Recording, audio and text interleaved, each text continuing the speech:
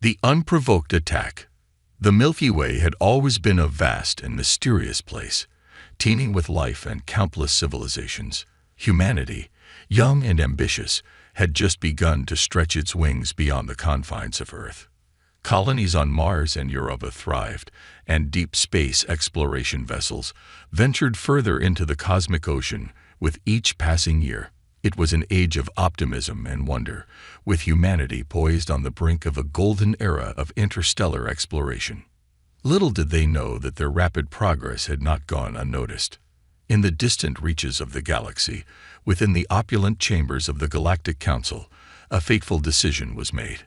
High Counselor Zixfera, a being of shimmering energy encased in an ornate exoskeleton, addressed the assembly of alien delegates. Esteemed colleagues, Zixfera's telepathic voice resonated through the minds of all present. We face an unprecedented threat. The species known as humans has grown too rapidly, too unpredictably. Their potential endangers the very fabric of our galactic order. Murmurs of agreement rippled through the assembly. Holograms flickered to life, showcasing humanity's swift ascent to the stars. We have monitored their progress for centuries, continued Zixfera, hoping they would self-destruct or stagnate like so many species before them. Instead, they have thrived, adapting and overcoming challenges that should have broken them. The Vaxian representative, a gelatinous mass of neural tissue, pulsed with agitation. High Counselor, what do you propose? Zixfera's inner eyelids blinked slowly, a gesture of grim determination. For the greater good of the galaxy, we must act decisively. The humans must be called.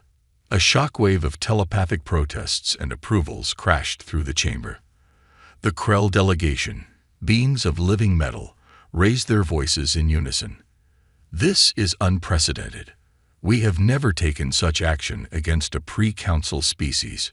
Unprecedented times call for unprecedented measures, Zixfera countered. We have run countless simulations. In every scenario where humanity is allowed to continue unchecked, they eventually challenge and overthrow the Council's authority. The galaxy would be plunged into chaos. As the debate raged on, light years away, humanity remained blissfully unaware of the fate being decided for them. On Earth, in the bustling metropolis of New Shanghai, Dr. Elena Rodriguez put the finishing touches on her latest paper. Her work on quantum entanglement promised to revolutionize faster-than-light communication, potentially opening up new avenues for human expansion into the galaxy. In the Europa underwater colony, marine biologist Kenji Tanaka marveled at the alien ecosystem thriving beneath the icy surface.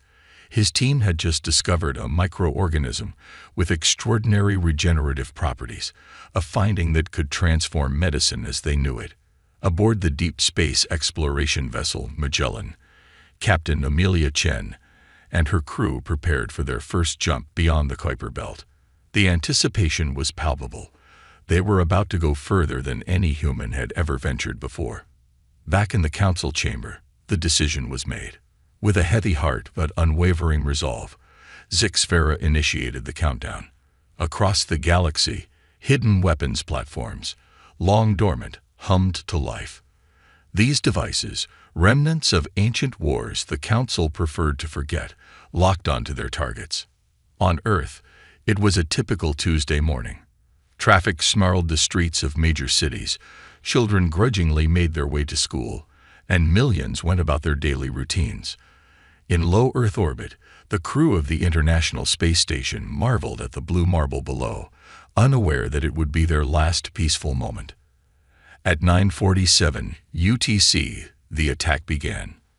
The weapons platforms unleashed beams of coherent energy, slicing through Earth's atmosphere like a hot knife through butter.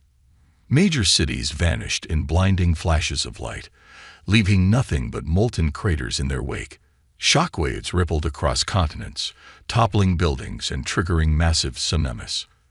In orbit, the space station disintegrated, its crew given no time to comprehend their fate. Military installations worldwide, priority targets for the Council, were vaporized in the opening salvo. Humanity's ability to respond was crippled before they even realized they were under attack. The onslaught wasn't limited to Earth. Across human-occupied space, the scene repeated itself. The Europa colony, moments ago celebrating its latest scientific breakthrough, was reduced to frozen debris. Mining outposts in the asteroid belt, research stations on Mars, all were methodically eradicated. On the Moon, at Armstrong Base, University professor Ahmed Rashid was in the middle of a lecture on xenobiology when the dome above cracked and shattered. In the few seconds before explosive decompression claimed their lives, he and his students watched in horror as Earth, their beautiful home, burned. The Council's attack was swift, brutal, and terrifyingly efficient. Within hours, billions of human lives were snuffed out. The species that had taken its first tentative steps into the cosmic ocean found itself on the brink of extinction. But humanity, as it had done countless times throughout its history, refused to go quietly into the night. In the depths of the Pacific Ocean, the top-secret facility known as Sanctuary stirred to life. Designed as humanity's ultimate insurance policy, it had remained hidden from even the Council's advanced sensors. As the surface world burned, emergency protocols activated, and the facility's AI, dubbed Phoenix, began the process of assessment and counteraction. Aboard the Magellan, now light years from Earth and outside the Council's immediate reach, Captain Amelia Chen received the automated distress signals. Tears streamed down her face as she realized the magnitude of the disaster, but her voice remained steady as she addressed her crew. "My fellow humans," she began, her words broadcast throughout the vessel. "I bear news of unimaginable tragedy. Earth and all our known colonies have suffered a devastating attack." Gasps and cries of anguish filled the ship's corridors. Amelia paused, allowing the initial shock to wash over her people before continuing. "We do not yet know the full extent of the damage, nor do we know if there are any other survivors. But I promise you this, we will not let this be the end of humanity. We will survive. We will rebuild. And we will have justice." As Amelia's words echoed through the Magellan, pockets of resistance began to emerge across the galaxy. On Mars, a handful of survivors from the Olympus Mons research station burrowed deep into the planet's crust, using geothermal energy to power their life support systems. They swore an oath to keep the flame of human knowledge alive, no matter the cost. In the Kuiper Belt, a group of ice miners who had been too insignificant for the Council to target received the distress calls. Captain Zara Wong of the mining ship Rockhopper rallied her fellow miners. "We're all that's left out here," she said, her voice gruff with emotion. "It's up to us to make sure humanity doesn't end today." Back on Earth, pockets of survivors emerged from the rubble of once great cities. In the ruins of London, a young woman named Lily Foster climbed to the top of a collapsed skyscraper. As she looked out over the devastated landscape, she clutched a singed photograph of her family to her chest. With tears in her eyes but fire in her heart, she whispered, "We will endure, we will remember, and we will have our revenge." As the dust settled on this apocalyptic day, the Galactic Council believed they had solved the human problem once and for all. But they had gravely underestimated the resilience, the adaptability, and the sheer tenacity of the human spirit. In the coming days, weeks, and months, the scattered remnants of humanity would begin to regroup, to plan, and to nurture a burning desire for justice that would shake the very foundations of the galaxy. The massacre was over, but humanity's story was far from finished. In fact, it was just beginning. Survivors unite. In the aftermath of the Galactic Council's devastating attack, the remnants of humanity found themselves in a struggle for survival unlike any they had faced before.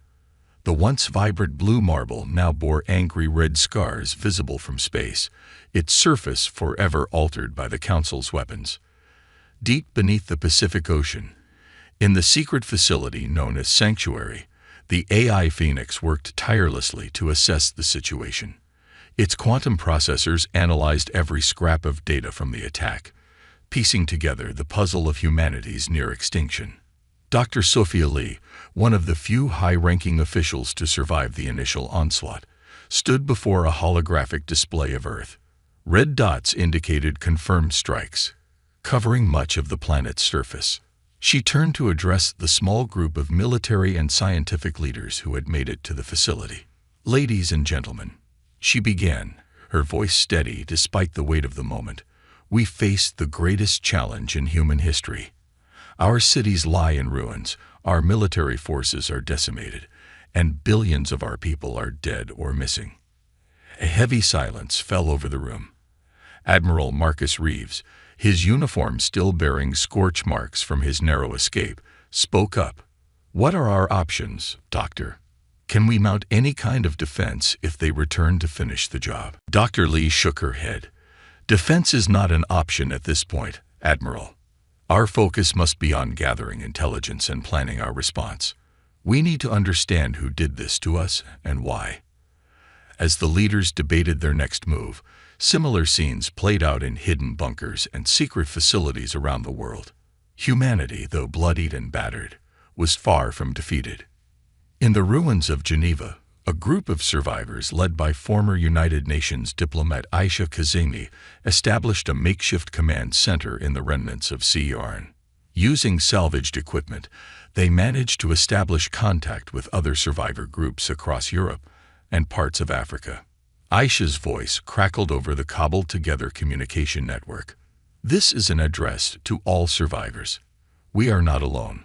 We are not finished. Humanity endures, and we will rise from these ashes stronger than ever." Her words sparked a fire of hope in the hearts of those who heard them. Across the devastated landscapes of Earth, pockets of survivors began to organize, pooling resources and sharing information. Back in Sanctuary, Phoenix made a breakthrough. "Dr. Lee," the AI's serene voice filled the command center, "I have detected a pattern in the attack that suggests an extraterrestrial origin. The weapons used are far beyond our current technological capabilities." This confirmation of an alien threat sent shockwaves through the leadership. Dr. Lee's mind raced with the implications. "Phoenix, can you determine the source of the attack?" "Negative, Dr. Lee.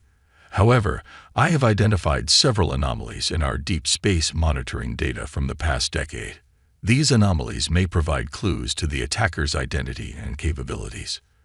With this new information, a plan began to take shape. Humanity needed eyes and ears beyond Earth, and it needed them fast. Dr. Lee turned to the assembled leaders. "We need to activate the Nemesis Protocol." The room erupted in murmurs. The Nemesis Protocol was a contingency plan so secret that even most of those present had only heard rumors of its existence.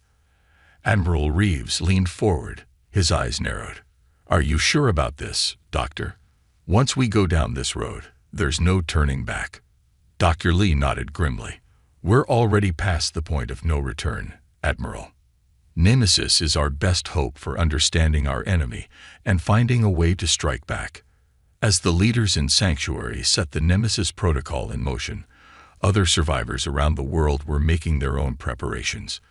In the hardened bunkers beneath the Rocky Mountains, General Laura Chen, one of the few surviving high-ranking military officers, rallied the remnants of Earth's armed forces. "We may be down, but we are far from out," she declared to the grim-faced soldiers. "Our enemy thinks they've won, but they've only awakened the sleeping giant. We will train, we will prepare, and when the time comes, we will strike back with everything we've got." Thousands of miles away, in the dense jungles of the Amazon, Dr. Carlos Mendoza and a team of brilliant scientists worked feverishly in a hidden biolab. Their goal: to unlock the secrets of rapid healing and enhance human capabilities. "If we're going to fight back against an advanced alien species," Mendoza told his team, "we need every advantage we can get." Meanwhile, in the vast expanse of the Sahara Desert, a group of survivors led by former tech mogul Kwame Osei began construction on a massive underground city. "We need a safe haven," Osei explained to the workers, "a place where humanity can rebuild and plan our counterattack without fear of discovery." As these pockets of resistance grew and organized, the scattered remnants of humanity's spacefaring vessels began to regroup. Captain Amelia Chen of the Magellan used the ship's advanced communication array to contact other surviving vessels.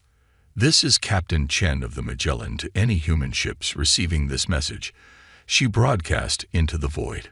"We have survived the attack on Earth, but our home is in ruins. If you're out there, if you can hear me, we need to band together. Humanity's future depends on it." One by one, responses trickled in. The survey ship Galileo, hidden in the rings of Saturn. The mining vessel Rockhopper, deep in the Kuiper Belt. The colony ship Arcturus, en route to Proxima Centauri when the attack occurred. Each vessel carried with it a precious cargo, human lives, and the collective knowledge and skills of their crews. As the surviving ships rendezvoused at a predetermined point beyond the edge of the solar system, Captain Chen addressed the assembled crews. "We are all that's left of humanity's presence in space," she said, her voice firm despite the weight of responsibility on her shoulders. "But we are not without hope. Our species has faced extinction before, and each time, we've come back stronger. This time will be no different." Back on Earth, in the depths of Sanctuary, the Nemesis protocol began to bear fruit. Phoenix's quantum processors hummed as they sifted through vast amounts of data, searching for patterns and clues.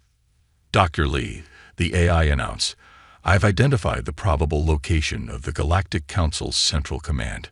A hush fell over the room as a holographic star map materialized, showing a distant sector of the galaxy. A pulsing red dot indicated the suspected location. "How certain are you, Phoenix?" Dr. Lee asked, her eyes fixed on the map. "Based on the available data and extrapolations, I am 87.6% confident in this assessment," the AI replied. Admiral Reeves studied the map intently. "It's deep in unknown space, beyond any of our current capabilities to reach." Dr. Lee's expression was one of grim determination. "Then we'll have to expand our capabilities. We'll build ships that can reach it. We'll develop weapons that can hurt them. And we'll make damn sure they regret ever targeting Earth." As the leaders in Sanctuary began to formulate their long-term strategy, a message arrived from one of the surviving orbital satellites. It was a transmission. As the leaders in Sanctuary began to formulate their long-term strategy, a message arrived from one of the surviving orbital satellites. It was a transmission from deep space, originating from a location near Jupiter's orbit. Dr. Lee's eyes widened as she decoded the message. "It's from the Europa Research Station. There are survivors." The room erupted in a mixture of shock and hope. The Europa Station, thought to have been destroyed in the initial attack, had somehow endured. The message was brief but clear. "This is Dr. Kenji Tanaka of Europa Station. We've survived the attack by going dark and deep. Limited resources. Alien life forms discovered in Europa's ocean show promise for bioengineering. Request immediate assistance and instructions." Admiral Reeves turned to Dr. Lee, his expression a mixture of hope and concern. "This could be the breakthrough we need, but any rescue mission would risk exposing our survival to the enemy." Dr. Lee nodded, her mind racing with possibilities. "We can't abandon them, and we can't ignore the potential of their discovery. We need to find a way to bring them into the fold without alerting the Galactic Council."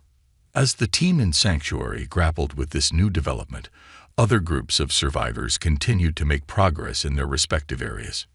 In the Amazon Biolab, Dr. Mendoza's team achieved a significant breakthrough. By combining the regenerative properties of the Europa microorganism, data on which had been transmitted before the attack, with modified human stem cells, they created a serum that dramatically enhanced human healing and resilience. "This is just the beginning," Mendoza announced to his team, holding up a vial of the golden liquid. "With further refinement, we might be able to push the boundaries of human capabilities beyond anything we've ever imagined." Meanwhile, in the Sahara, Quaim Osai's underground city, dubbed New Eden, began to take shape. Using advanced 3D printing techniques and repurposed mining equipment, they created a vast network of interconnected chambers and tunnels, capable of sustaining thousands of people indefinitely. "We're not just building a shelter," Osei told the growing population of New Eden.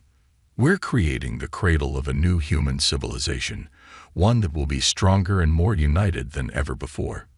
In space, the fleet assembled by Captain Chen began to grow as more surviving ships joined their ranks. Among them was the prototype stealth vessel, Shadow, commanded by Lieutenant Zora Nazari. The Shadow's experimental cloaking technology had allowed it to survive the initial attack undetected. "Our ship might be the key to reaching Europa without being detected," Nazari suggested during a strategy meeting with the other captains. "We could retrofit the other ships with similar tech, creating a ghost fleet capable of operating right under the enemy's nose." As these developments unfolded, Phoenix made another crucial discovery in Sanctuary. The AI had been analyzing the attack patterns and energy signatures of the weapons used against Earth. "Dr. Lee, I believe I've identified a weakness in the enemy's technology," Phoenix announced. "Their weapons rely on a specific subspace frequency for targeting.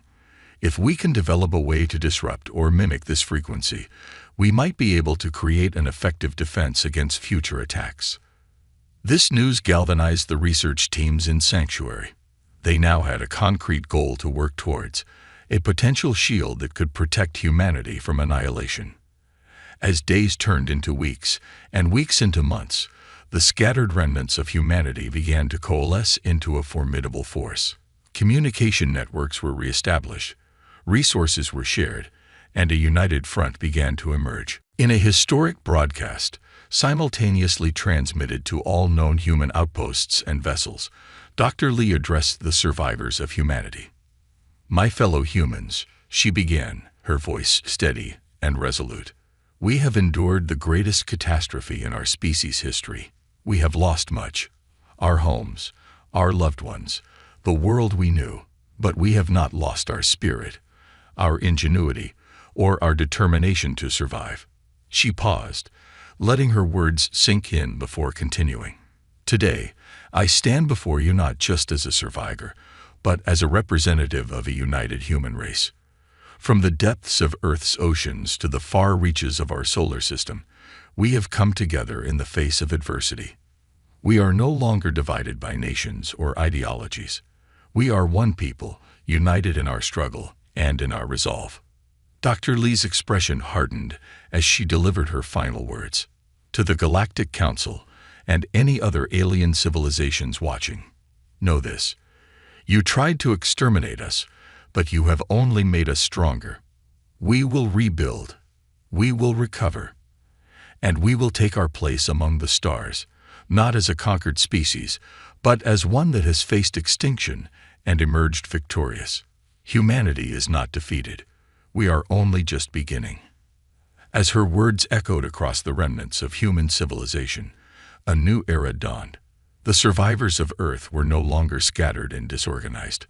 They were united, focused, and driven by a single purpose: to ensure the survival and prosperity of the human race, no matter the cost. The Galactic Council had intended to end humanity's story. Instead, they had only written its prologue. The true saga of human resilience and determination was about to unfold, and the galaxy would never be the same. The Silent Rebellion. In the months following Dr. Lee's galvanizing speech, humanity's survivors worked tirelessly to implement their plans for resistance and eventual retaliation. The once scattered remnants of the human race had transformed into a cohesive, determined force, operating in the shadows cast by the Galactic Council's devastating attack. At the heart of this silent rebellion was Project Lazarus, a multifaceted initiative coordinated from the depths of Sanctuary. Dr. Lee, along with Admiral Reeves and a council of survivors from various fields, oversaw the project's numerous arms, each dedicated to a crucial aspect of humanity's survival and eventual counterattack. In the biolabs of the Amazon, now expanded and fortified, Dr. Mendoza and his team continued to refine their enhancement serum. The latest iteration, dubbed Prometheus, showed unprecedented results. Test subjects exhibited accelerated healing, increased strength, and enhanced cognitive abilities. We're pushing the boundaries of human potential, Dr. Mendoza explained during a secure video conference with Sanctuary. But we're also treading a fine line. We need to ensure we don't lose our humanity in the process of trying to save it. Dr. Lee nodded gravely. Agreed. We'll need to establish strict protocols for the use and distribution of Prometheus. We're not creating super soldiers. We're giving humanity the tools it needs to survive. Meanwhile, in the vast underground expanse of New Eden, Quaim Osei had transformed the city into a hub of technological innovation. Reverse engineering labs worked around the clock, studying the few pieces of alien technology salvaged from the attack. We're making progress, Osei reported, his holographic image flickering slightly in Sanctuary's command center. We've managed to replicate some of their energy storage systems. It's not much, but it's a start. Given time, we might be able to level the technological playing field. But perhaps the most crucial development came from an unexpected source. In the Europa Research Station, Dr. Kenji Tanaka and his team had made a groundbreaking discovery. The alien microorganisms we found in Europa's ocean, Tanaka explained, his excitement palpable even through the grainy transmission. They don't just have extraordinary regenerative properties. They can adapt to and mimic other life forms at a cellular level. The implications were staggering. If harnessed correctly, this ability could provide humanity with the means to hide in plain sight, to infiltrate alien societies, and gather crucial intelligence. Admiral Reeves leaned forward, his eyes gleaming with the first real hope he'd felt since the attack. Doctor, are you saying we could potentially disguise ourselves as members of the Galactic Council? Tanaka nodded cautiously. In theory, yes, but we're still years away from practical application, and there are significant risks involved. Dr. Lee's mind raced with the possibilities. This could be the key to everything. We need to get you and your research back to Earth immediately. But we can't risk exposing your location. It was at this point that Lieutenant Zara Nazari, commander of the stealth ship Shadow, stepped forward. I believe we have a solution, she said, her holographic form materializing in the command center. We've successfully retrofitted a small fleet with our cloaking technology. We can extract Dr. Tanaka and his team without detection. As plans were made for the covert rescue mission, other aspects of the silent rebellion continued to unfold across the solar system and beyond. In the asteroid belt, a network of automated mining drones, reprogrammed by the survivors, worked tirelessly to gather resources. These raw materials were essential for building the infrastructure and spacecraft humanity would need for its eventual counterattack. On Mars, the survivors of the Olympus Mons research station had transformed their underground refuge into a sophisticated listening post. Using repurposed scientific equipment, they monitored deep space for any signs of Galactic Council activity. And in the vast emptiness beyond the Kuiper Belt, Captain Amelia Chen and her growing fleet of survivors continued their own mission. Using the Magellan's advanced sensors, they mapped uncharted regions of space, searching for potential allies or safe havens for humanity. We've detected several promising star systems, Chen reported during her weekly check-in with Sanctuary, planets that could potentially support human life. If we need to evacuate Earth entirely, we may have options. But evacuation was a last resort. The primary focus remained on reclaiming their home and holding the Galactic Council accountable for their actions. To that end, Phoenix, the AI heart of Sanctuary, continued its relentless analysis of the attack and the Council's technology. Its latest breakthrough came in the form of a theoretical defense system. By emitting a precisely modulated subspace field, Phoenix explained, its serene voice belying the importance of the discovery, we could potentially create a cloak that would render a planet invisible to the Council's targeting systems. Dr. Lee's eyes widened at the implications. Could we implement this on a global scale? Protect the entire Earth? Not with our current level of technology, Phoenix replied. But we could potentially shield smaller areas, key military installations, research facilities, or civilian shelters.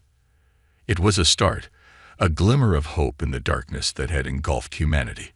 But implementing such a system would require resources and technology they didn't yet possess. As these various initiatives progressed, a daring plan began to take shape. A plan that, if successful, would not only ensure humanity's survival, but potentially turn the tables on the Galactic Council entirely. The plan, codenamed Operation Trojan Horse, was as audacious as it was dangerous. It involved several key components. Using Dr. Tanaka's research to develop a means of disguising humans as members of various alien species, infiltrating key Galactic Council installations to gather intelligence and sabotage their operations, locating and recruiting other species who might have grievances against the Council, forming a coalition of resistance, developing and deploying the planetary cloaking technology to protect Earth and other human-occupied worlds. Finally, when the time was right, launching a coordinated strike against the Council's seat of power. As Dr. Lee presented the outline of this plan to the assembled leaders of humanity's remnants, a tense silence fell over the room. Admiral Reeves was the first to speak. "This is incredibly risky. If we're discovered at any point, it could mean the end of our species." Dr. Mendoza nodded in agreement. "And we're making a lot of assumptions about technology we haven't even developed yet." "True," Dr. Lee conceded. "But consider the alternative. We can hide in the shadows, merely surviving, until the Council eventually discovers us, or we can take the fight to them, on our terms." Quaim OC's holographic form nodded slowly. "I agree with Dr. Lee. We've always been at our best when pushing boundaries, taking risks. This plan, as dangerous as it is, represents our best chance at not just survival, but victory." One by one, the other leaders voiced their support. The die was cast. Operation Trojan Horse would proceed. As the meeting concluded, Dr. Lee stood alone in the command center, gazing at the holographic representation of Earth, still bearing the scars of the Council's attack. "We will reclaim you," she whispered to the image of her wounded homeworld. "And we will make sure that no species ever again faces the threat of extinction at the hands of the Galactic Council." Outside Sanctuary, oblivious to the monumental decisions being made beneath the waves, the Pacific Ocean churned under a starry sky. Those same stars, once symbols of humanity's dreams and aspirations, now hid their greatest threat. But they also held the key to humanity's future. The silent rebellion had begun, and the galaxy would never be the same. Turning the tides. 5 years had passed since the implementation of Operation Trojan Horse, and humanity's silent rebellion was about to bear fruit. The scattered survivors of Earth had transformed into a formidable force, their ingenuity and determination driving them to achievements that would have seemed impossible in the aftermath of the Galactic Council's attack. In a secure chamber deep within Sanctuary, Dr. Sophia Lee stood before a group of holographic figures, the leaders of humanity's resistance. Her face, now bearing the lines of stress and sleepless nights, was set with grim determination. "Ladies and gentlemen," she began, her voice steady, "today marks the beginning of our counteroffensive. Operation Trojan Horse is fully operational." The room erupted in a mix of tense murmurs and nods of approval. Admiral Reeves, his hair now more gray than black, leaned forward. "Give us the rundown, Doctor. Where do we stand?" Dr. Lee nodded, activating a holographic display of the Milky Way. "Thanks to Dr. Tanaka's breakthrough, we've successfully infiltrated key positions within the Galactic Council's infrastructure. Our operatives, disguised as various alien species, have been gathering intelligence and sabotaging operations for the past 2 years." She zoomed in on a particular sector of the galaxy. "We've identified the Council's primary command center, as well as several key military installations. More importantly, we've made contact with other species who chafe under the Council's rule. We're not alone in our fight." Quaim OC's hologram nodded approvingly. "And what of our technological advancements?" "Significant progress on all fronts," Dr. Lee replied. The Prometheus serum has been perfected, enhancing our operatives' physical and mental capabilities without compromising their humanity. New Eden's reverse engineering efforts have yielded fruits. We now have ships capable of matching the Council's in speed and firepower. She paused, allowing a small smile to cross her face. But our trump card is this. She brought up a new hologram, showing a massive, ring-like structure, the Aegis Array. Thanks to Phoenix's breakthroughs, we've constructed a planetary defense system capable of cloaking entire worlds from the Council's sensors. Admiral Reeves whistled low. Impressive. But will it be enough? It has to be, Dr. Lee said firmly. Because today we strike back. As the leaders discussed the final details of their plan, light years away, the first phase of humanity's counteroffensive was already underway. Aboard the Galactic Council's Central Space Station, a nondescript maintenance worker moved through the corridors. To any observer, he appeared to be a member of the Zixthar species, a race known for their technical expertise. In reality, this was Captain Jack Harper, one of Earth's most skilled operatives, his human form hidden beneath a cloak of bioengineered alien cells. Harper made his way to a critical junction in the station's power grid. With practiced ease, he began to install a series of devices designed by the New Eden team. These tiny machines would create imperceptible fluctuations in the station's energy flow, fluctuations that would open a window for the incoming human fleet. Simultaneously, on a dozen worlds across Council space, similar scenes played out.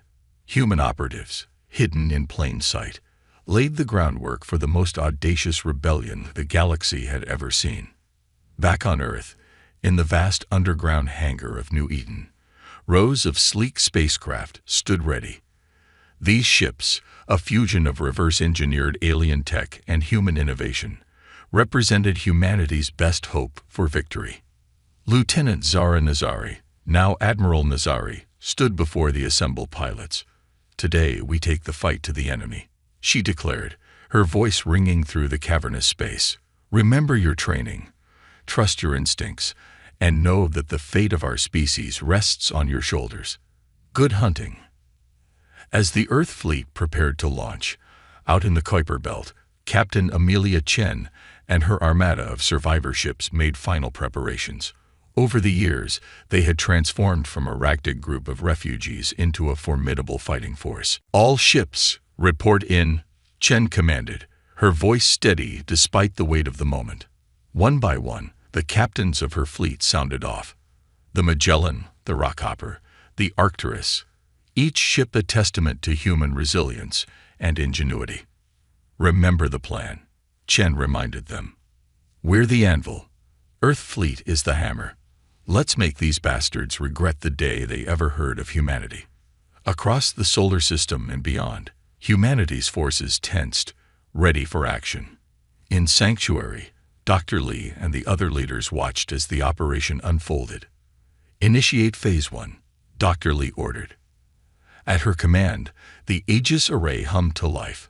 A shimmering field of energy enveloped the Earth, rendering it invisible to the Council's sensors. Similar fields sprang up around key human outposts across the solar system. In Council space, the carefully planted devices activated.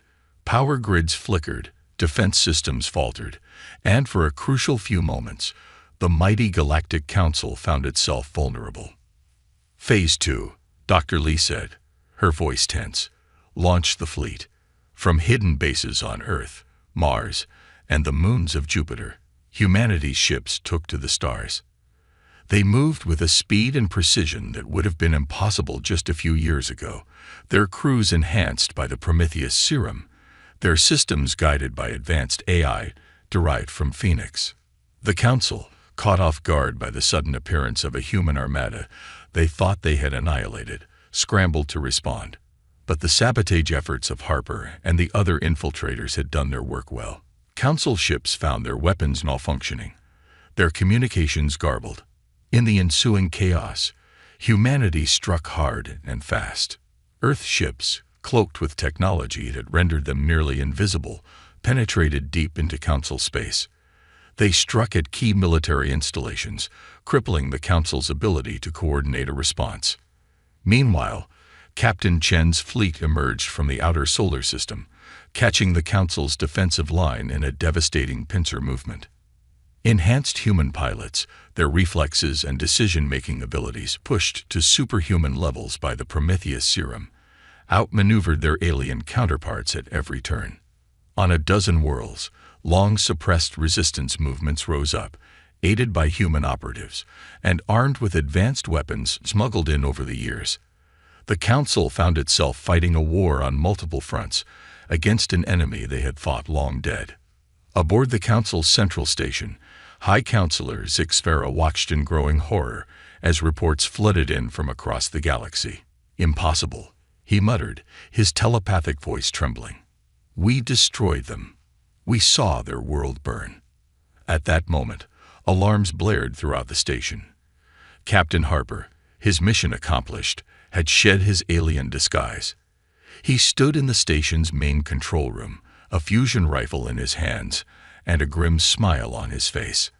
"I'm afraid you'll find humanity a bit harder to kill than you thought," Harper said, before opening fire. As battles raged across the galaxy, Dr. Lee and the other leaders monitored the situation from Sanctuary. Holographic displays showed the progress of the human fleets, the uprising of allied species, the chaos spreading through Council space. "It's working," Admiral Reeves breathed, a note of awe in his voice. "By God, it's actually working." Dr. Lee nodded, allowing herself a small smile. "We've won the first battle," she said cautiously. "But the war is far from over. The Council still has vast resources at its disposal. We need to press our advantage." She turned to the holographic representation of Phoenix. "What's your analysis? What's our best move now?" The AI's serene voice filled the room. "Based on current battle data and strategic projections, our optimal course of action is to strike at the Council's seat of power directly. With their command and control structure in disarray, a decisive blow could potentially end the war in a single stroke." Dr. Lee's eyes narrowed as she considered the AI's words. It was a risky move, potentially exposing their forces to a counterattack. But the potential rewards... "Admiral Nazari," she said, opening a communication channel to the Earth fleet. "What's your status?" Nazari's voice came back, tense but controlled. "We've broken through their outer defenses, Doctor. Our losses are minimal. We're ready to push deeper." Dr. Lee took a deep breath, weighing the fate of humanity in her mind. Then, her decision made, she gave the order that would change the course of galactic history. "All forces converge on the Council's central world. It's time we introduce ourselves properly to the Galactic Council." As humanity's fleets altered course, as resistance fighters on 100 worlds redoubled their efforts, as the Galactic Council scrambled to mount a defense, the galaxy held its breath. The species that had been marked for extinction was not only alive, but was now poised to overthrow the very power that had sought to destroy them. The tide had turned. Humanity was no longer fighting for mere survival. They were fighting for their place among the stars. And the Galactic Council was about to learn just how formidable humanity could be when pushed to the brink. A new galactic order. The battle for the Galactic Council's central world. Axiom Prime would go down in history as one of the most pivotal moments in the galaxy's long and turbulent history. Humanity's forces, led by Admiral Nazari's Earth fleet and supported by a coalition of rebel alien species, descended upon the planet with a fury born of years of oppression and the memory of billions lost. The Council's defenses, formidable as they were, crumbled in the face of humanity's technological innovations and the sheer determination of their attack. Ships equipped with reverse-engineered Council tech and enhanced by human ingenuity danced through the debris of destroyed defense platforms. On the ground, human operatives, their bodies and minds honed by the Prometheus serum, led the charge against the Council's last stronghold. In the end, it was Captain Jack Harper, the infiltrator who had helped pave the way for this moment, who faced High Counselor Zixfera in the towering spires of the Council chamber. "You," Zix Vera hissed, his telepathic voice filled with a mixture of fear and awe. "How is this possible? We destroyed your world." Harper's grim smile never wavered as he raised his weapon. "You should have made sure of that. Humanity doesn't go down easy."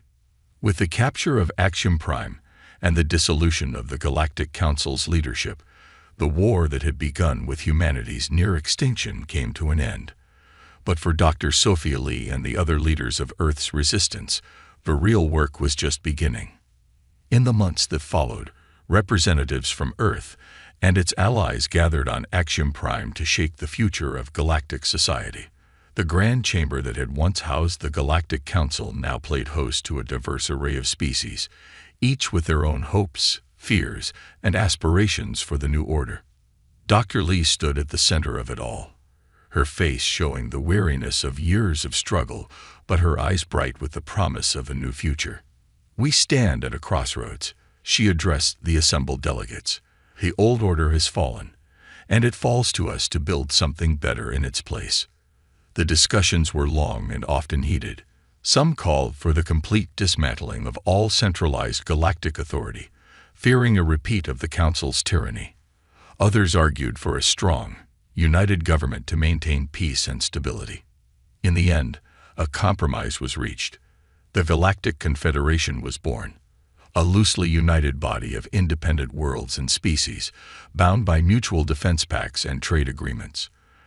At its core was a principle that had driven humanity's resistance: the right of all sentient species to self-determination and the freedom to chart their own course among the stars. As the new Galactic Charter was ratified, changes rippled across known space. The advanced technology that humanity had developed in its desperate struggle for survival now began to spread, elevating the quality of life for billions across the galaxy. The Prometheus Serum, carefully controlled and ethically administered, offered hope to species suffering from genetic diseases or the ravages of harsh environments. Perhaps most significantly, the Aegis Array technology was adapted to create a galaxy-wide early warning system against cosmic threats. Never again would a single authority have the power to threaten a species with extinction. On Earth, the process of rebuilding continued. The scars left by the Council's attack would take generations to heal, but already green was returning to the scared landscapes. New cities rose from the ashes of the old, their architecture a blend of human tradition and alien innovation. In New Eden, now a sprawling metropolis that served as Earth's link to the stars, Quaim Osei stood in his office, looking out over the bustling streets below. A holographic communication from Dr. Lee flickered to life beside him. "The last of the refugee ships have returned," Lee reported, a smile on her face. "Operation Homecoming is officially complete." Osei nodded, a sense of satisfaction washing over him. "And the terraforming projects on Mars and Europa proceeding ahead of schedule," Lee replied. "We'll have breathable atmospheres within a decade. Humanity's foothold in the solar system is secure." As they discussed the future of human expansion, halfway across the galaxy, another conversation was taking place. On a distant world that had once been a footnote in Galactic Council records, Captain Amelia Chen stood before a gathering of alien species who had aided in the rebellion. "We owe you a debt we can never fully repay." A representative of the Zinthuri, a species that had suffered under Council rule for millennia, addressed Chen. "How can we hope to match the sacrifices humanity has made?" Chen's response was firm but kind: "By working with us to build a better galaxy, one where no species need fear extinction or oppression. That's all the repayment we need." As news of these developments spread across the galaxy, reactions were mixed. Many celebrated the fall of the oppressive Galactic Council and the rise of a more equitable order. Others, particularly those who had benefited from the old system, viewed the changes with suspicion and fear. But for humanity, it was a time of cautious optimism. They had faced extinction and emerged not only victorious, but as a guiding force in galactic affairs. The species that had once been dismissed as primitive upstarts from a backwater planet was now at the forefront of a new age of exploration, innovation, and cooperation. In the heart of Sanctuary, now transformed into a museum chronicling humanity's struggle and triumph, Dr. Lee stood before a memorial to those lost in the Council's attack. Admiral Reeves, his uniform now bearing the insignia of the New Earth Defense Force, joined her. "Do you ever wonder," Reeves asked quietly, "if we've done the right thing, taking on this responsibility for the galaxy?" Lee was silent for a long moment before responding. "I wonder that every day, Marcus. But then I remember what it was like in those dark days after the attack. The fear, the hopelessness. And I look at what we've built, the alliances we've forged, the worlds we've helped. And I know that despite the challenges ahead, we're on the right path." As they stood there, contemplating the future, a group of schoolchildren, human and alien alike, entered the memorial. Their excited chatter filled the solemn space, a living testament to the new era of interspecies cooperation and understanding. Lee smiled, watching the children. "This is what we fought for," she said softly. "A future where all species can learn from each other, grow together. We've got a long way to go, but we've made a start." Reeves nodded, a rare smile crossing his face. "Indeed we have, Doctor. Indeed we have." As the sun set on another day in this new galactic age, humanity looked to the stars not with fear, but with hope and determination. They had survived extinction, overthrown their oppressors, and reshaped the very fabric of galactic society. Whatever challenges the universe might throw at them next, they would face them together, not just as humans, but as part of a greater galactic community. The story of humanity's near extinction and triumphant return would be told and retold across countless worlds for generations to come. It would serve as a reminder of the indomitable spirit of sentient life and the power of unity in the face of overwhelming odds. And somewhere out in the vast expanse of space, on worlds yet undiscovered, new species were taking their first tentative steps towards the stars. They would emerge into a galaxy forever changed by humanity's struggle, a galaxy of opportunity, cooperation, and boundless potential. The age of the Galactic Council had ended. The age of the Confederation, of humanity's rise, had just begun. And the universe watched, wondered, and waited to see what this upstart species from Earth would do next.